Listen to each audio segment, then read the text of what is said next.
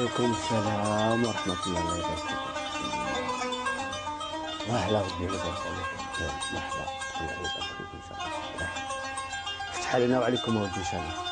بغيت تدخل المحاضرة؟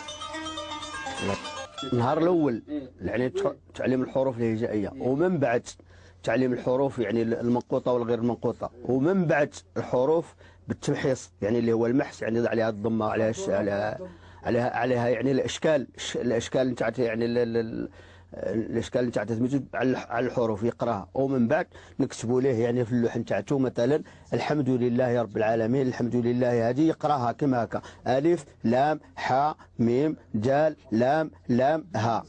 الف ما نقطشي، ألف ما نقطشي، باء وحده من تحت، باء وحدة من تحت، تا تنتين وفوق، تا تنتين فوق، تا ثلاثة من فوق، ثلاثة من فوق، جيم وحده من تحت، جيم وحدة من تحت، حاء ما نقطشي. حاء ما نقطشي.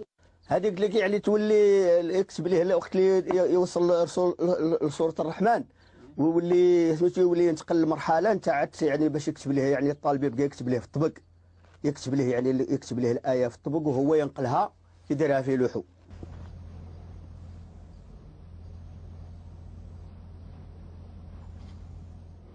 أجي الرحمن علم القرآن.